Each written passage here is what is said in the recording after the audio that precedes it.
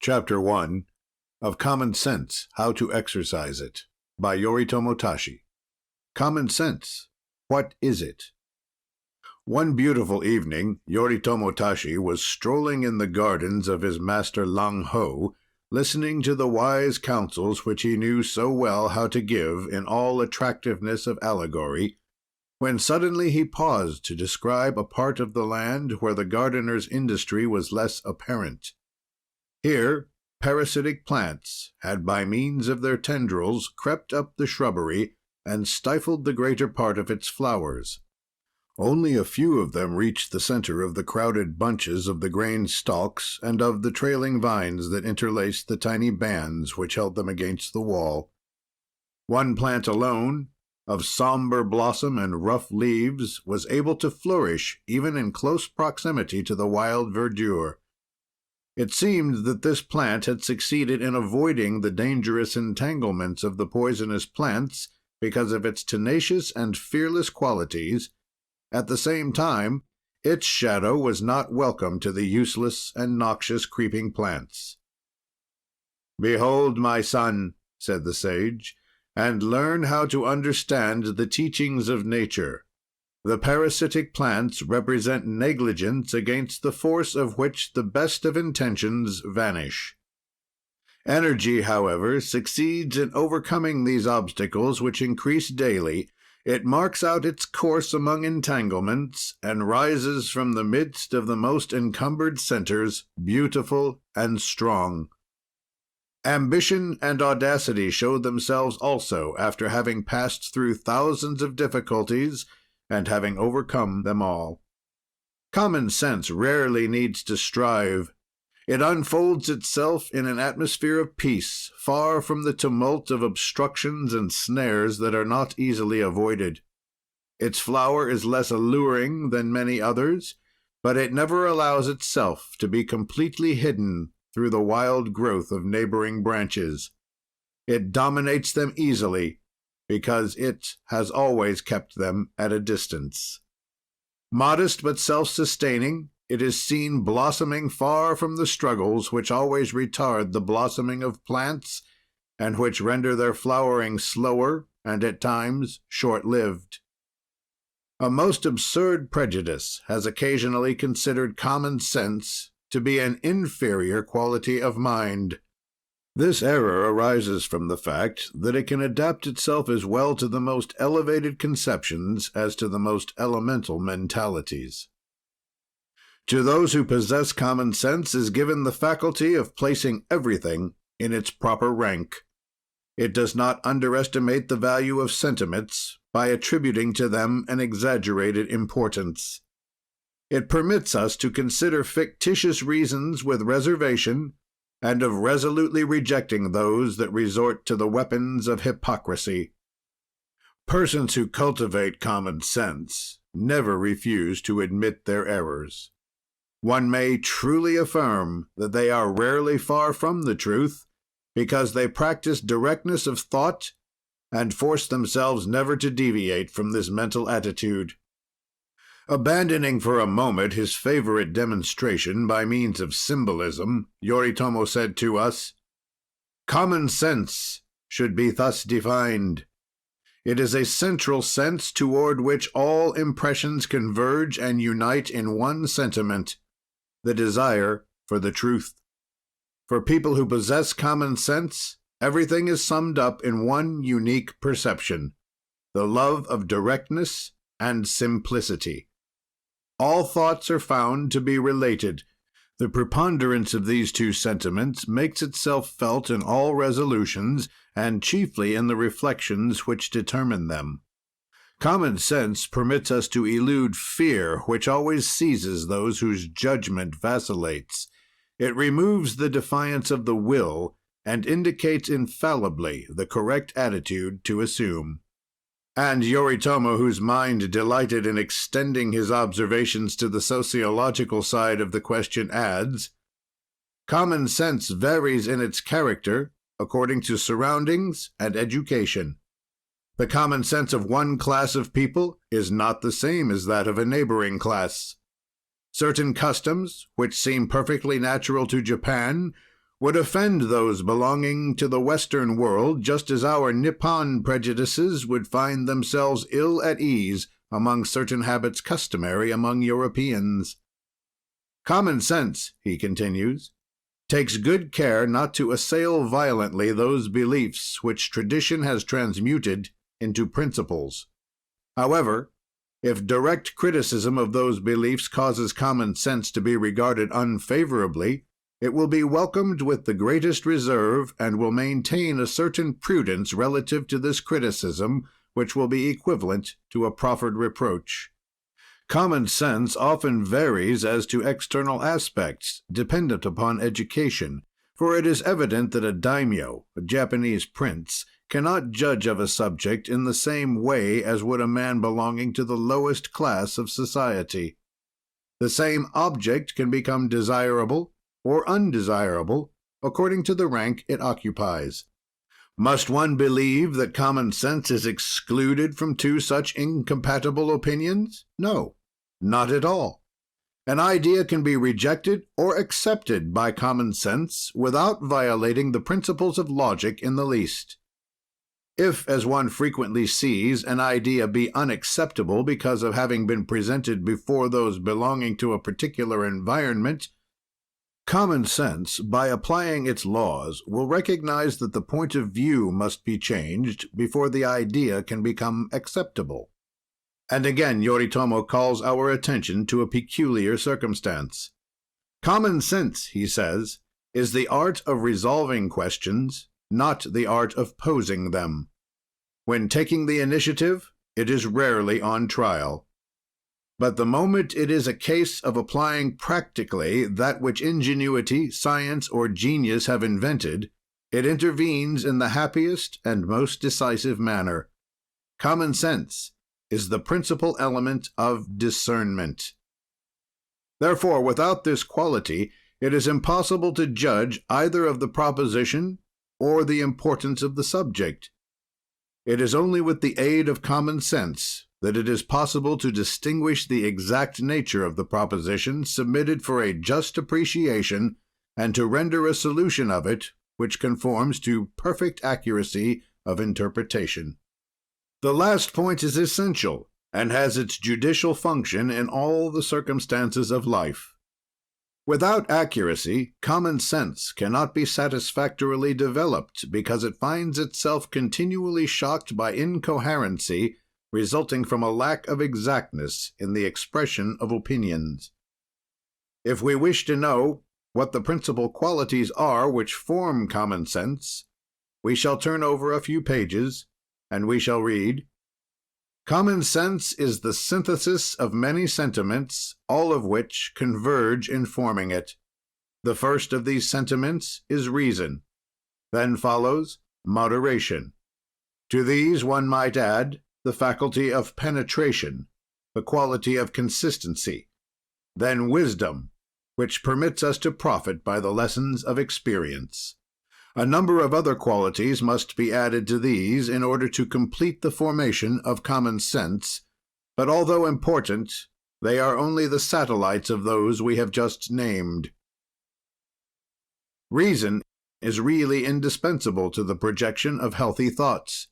The method of reasoning should be the exhaustive study of minute detail, of which we shall speak later. For the moment, we shall content ourselves by indicating along the broad lines of argument what is meant by this word, reason. Reasoning is the art of fixing the relativeness of things. It is by means of reasoning that it is possible to differentiate events and to indicate to what category they belong. It is the habit of reasoning to determine that which it is wise to undertake, thus permitting us to judge what should be set aside. How could we guide ourselves through life without the beacon light of reason? It pierces the darkness of social ignorance. It helps us to distinguish vaguely objects heretofore plunged in obscurity, and which will always remain invisible to those who are unprovided with this indispensable accessory, the gift of reasoning.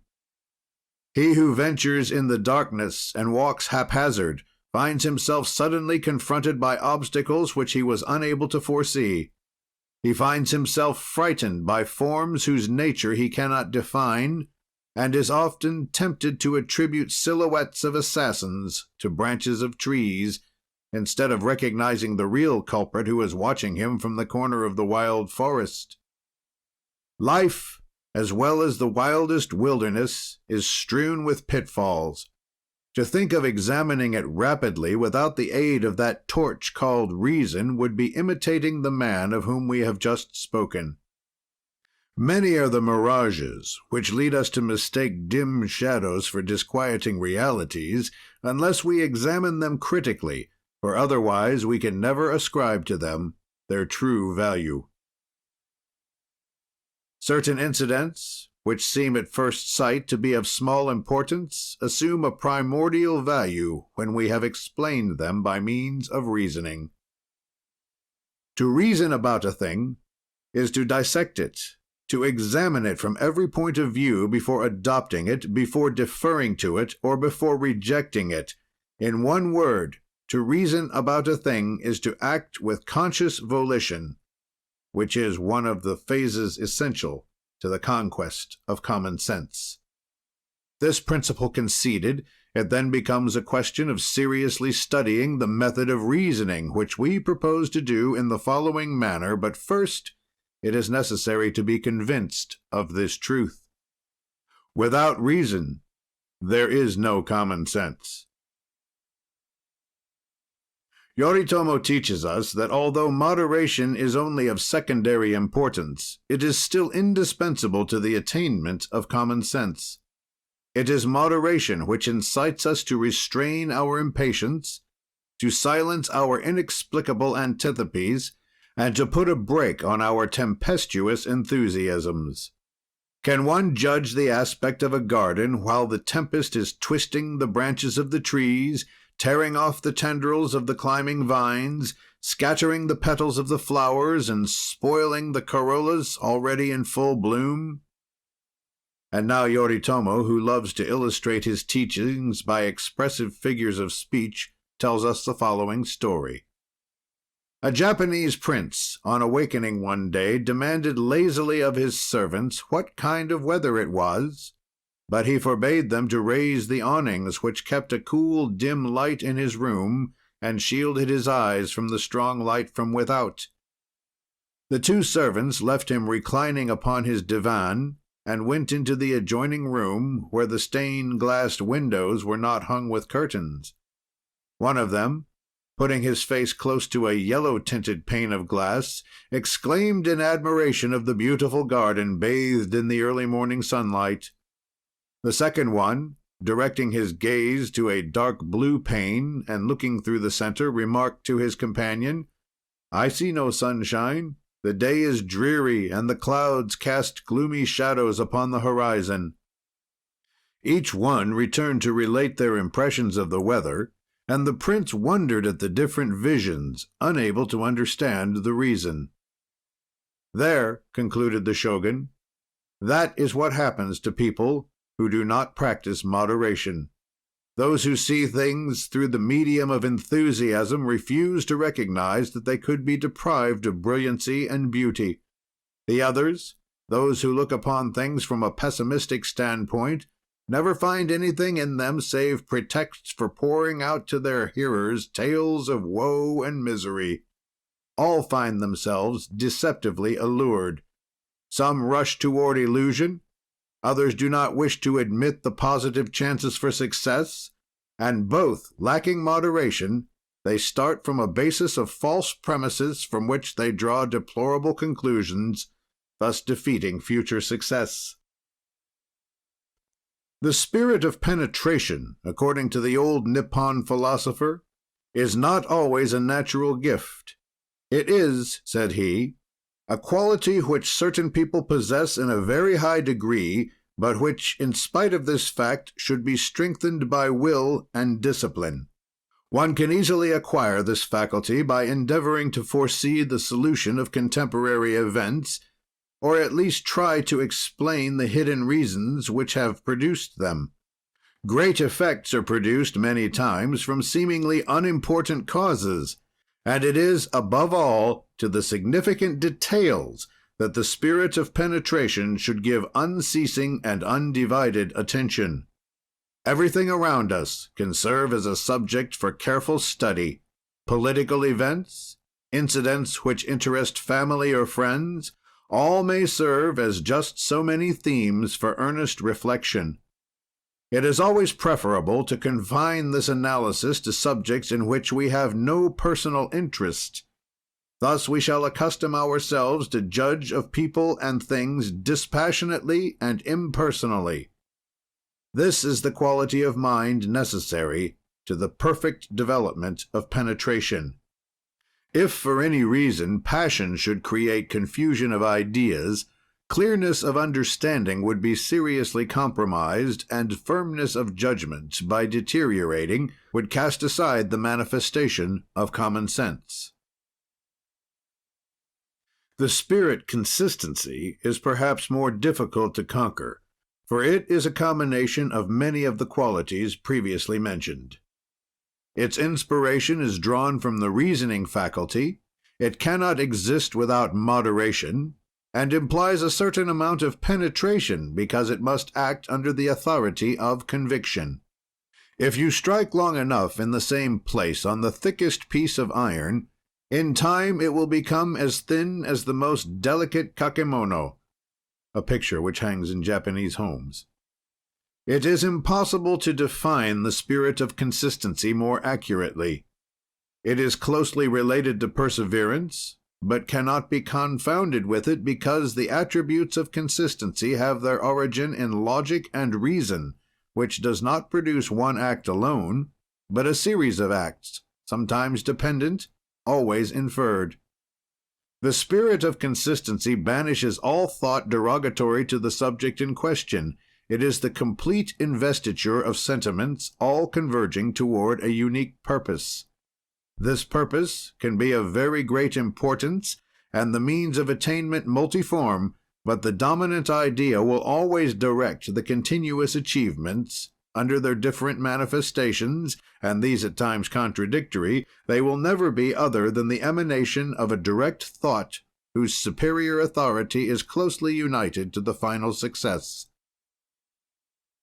Wisdom, continued the philosopher, should be mentioned here only as the forerunner, which permits us to analyze experience.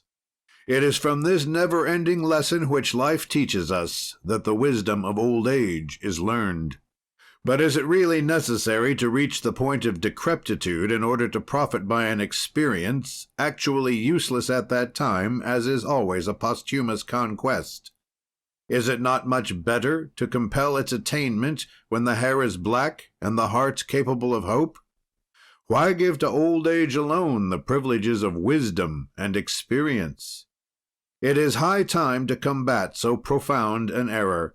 Is it not a cruel irony which renders such a gift useless?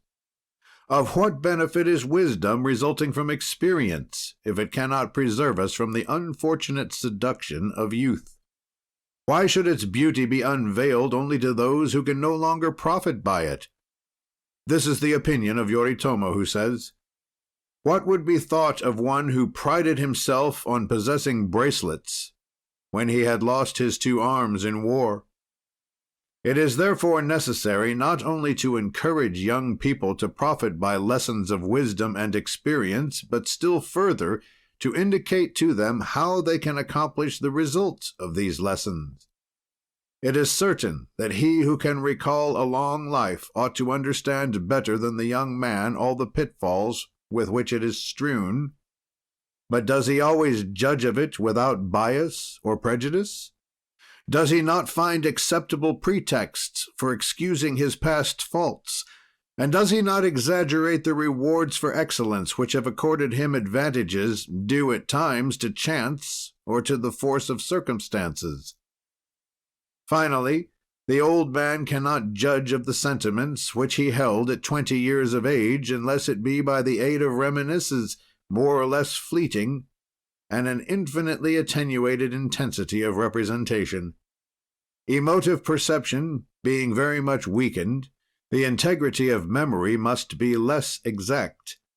Then, in the recession of years, some details which were at times factors of the initial idea are less vivid, thus weakening the power of reason, which was the excuse, the pretext, or the origin of the act. This is why, although we may honor the wisdom of the aged, it is well to acquire it at a time when we may use it as a precious aid. To those who insist that nothing is equivalent to personal experience, we shall renew our argument, begging them to meditate on the preceding lines, drawing their attention to the fact that a just opinion can only be formed when personal sentiment is excluded from the discussion. Is it then necessary to have experienced pain in order to prevent or cure it? The majority of physicians have never been killed by the disease they treat. Does this fact prevent them from combating disease victoriously? And since we are speaking of common sense, we shall not hesitate to invoke it in this instance, and all will agree that it should dictate our reply. Then why could we not do for the soul that which can be done for the body? It is first from books and then from the lessons of life that physicians learn the principles underlying their knowledge of disease and its healing remedies. Is it absolutely indispensable for us to poison ourselves in order to know that such and such a plant is harmful, and that another contains the healing substance which destroys the effects of the poison? We may all possess wisdom if we are willing to be persuaded that the experience of others is as useful as our own. The events which multiply about us, Yoritomo says, ought to be for each master an opportunity for awakening in the soul of his disciples a perfect reasoning power, starting from the inception of the premises to arrive at the conclusions of all arguments. From the repetition of events, from their correlation, from their equivalence, from their parallelism, knowledge will be derived and will be productive of good results in proportion as egotistical sentiment is eliminated from them, and slowly, with the wisdom acquired by experience, common sense will manifest itself, tranquil and redoubtable, working always for the accomplishment of good, as does everything which is the emblem of strength and peace.